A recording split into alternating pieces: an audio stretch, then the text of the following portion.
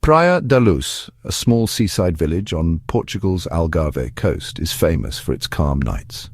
On May 3, 2007, the streets were still. The air was soft, carrying the scent of salt and distant flowers. Families strolled after dinner, while a gentle wind rustled the palm trees. It was a place where nothing bad was supposed to happen. In apartment 5A of the Ocean Club Resort, the McCann family was settling in for another holiday evening. Jerry and Kate McCann, both doctors from the UK, were on vacation with their 3 children. The twins, Sean and Amelie, were fast asleep. Their older sister, Madeleine, almost 4, lay in her bed, her favourite toy beside her. The resort was quiet, apart from faint laughter from the nearby tapas bar. No one could have predicted that these would be Madeleine's last known moments. At 8:30, her parents joined friends at the tapas bar just 55 meters away, leaving the children sleeping. They checked in on them regularly. But at 10 o'clock, Kate McCann returned to find Madeleine gone. A window was open, the bed was empty. The world's attention would soon focus on this quiet village. That night, the mystery began. The shock and confusion that followed would ripple across continents, forever changing the lives of those involved. The family's holiday had started a week before. The McCanns arrived in Praia da Luz on April 28, 2007. They spent their days by the pool, at the beach, and enjoying the sun. The children played with other kids from the resort. The parents, along with their friends, followed a routine: dinner at the tapas bar while the children slept in the nearby apartments. On the night of May 3rd, dinner began at 8:30. The adults agreed to take turns checking on their children every 20 to 30 minutes. Jerry checked at 9:05. He saw all 3 children asleep. At 9:30, another friend, Matthew Oldfield, listened at the door. He heard no noise and assumed all was well. Kate's check at 10 o'clock changed everything. She found Madeleine's bed empty. The window and shutters were open. Panic spread quickly among the group. Staff and guests began searching. The police were called at 10:14, and word of a missing child travelled fast through the resort. The first hours were filled with fear, confusion, and desperate hope. As the night dragged on, the search expanded to the beach, nearby streets, and even rooftops, but there was no sign of Madeleine. The 10 minutes between the last check and Kate's discovery became crucial. 10 minutes that would haunt investigators and the world. The local police, known as the GNR, arrived quickly. They searched the apartment, the grounds, and the surrounding area. Volunteers joined in, forming lines to comb the village and beach. Flyers were printed, doors were knocked on. Hope was high that Madeleine would be found nearby, perhaps having wandered off. But as dawn broke, the reality set in. She was gone.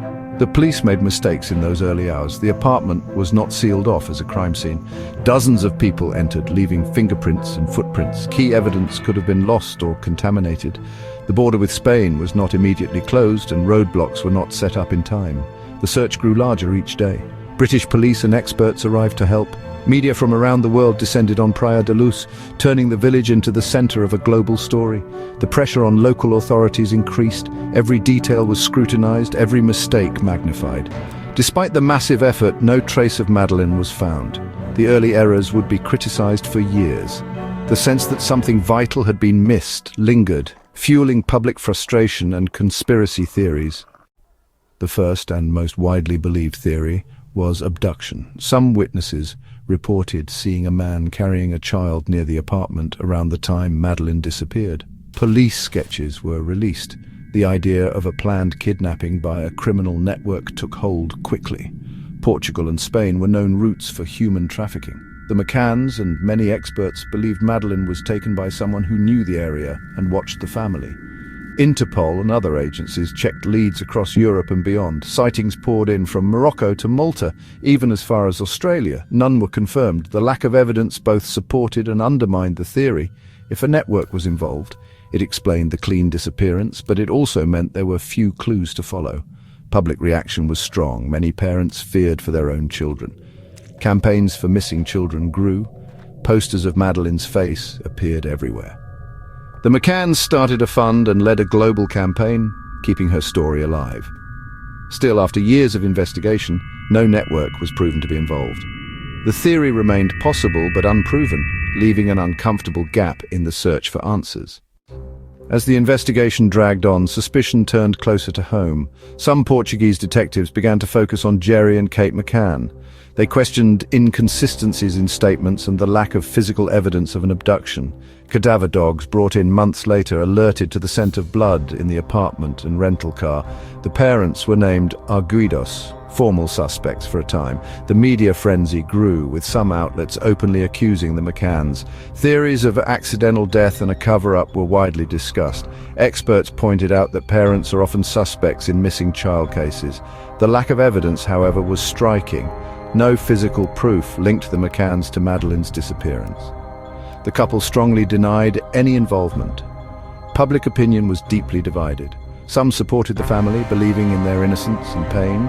Others were convinced of guilt, fueled by rumors and sensational headlines.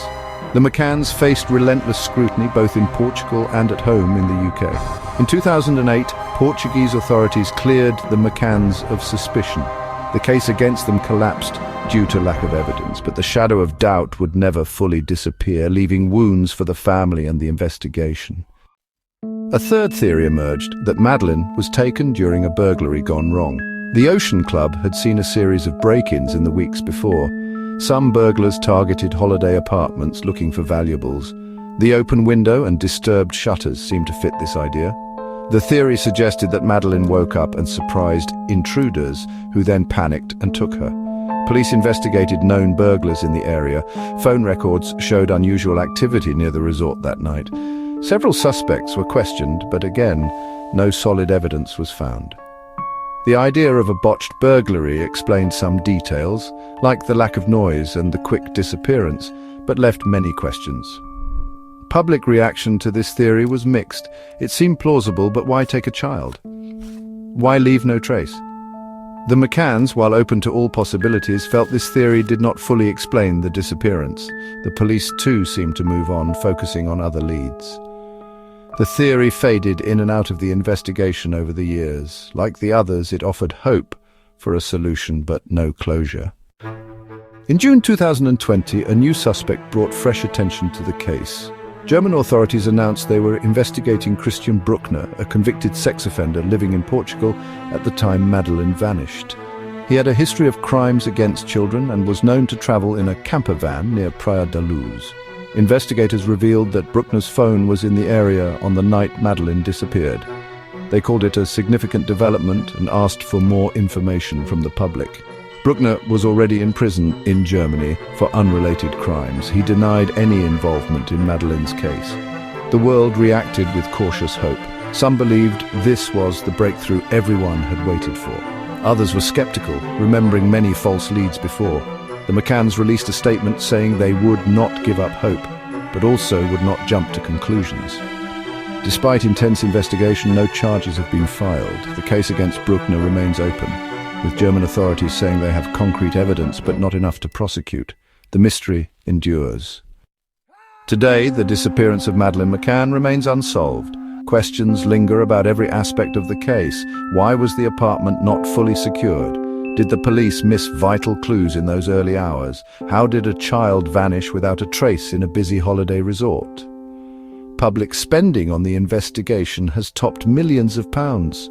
Critics ask if the resources could have been better used. Supporters argue that every missing child deserves a full effort, no matter the cost.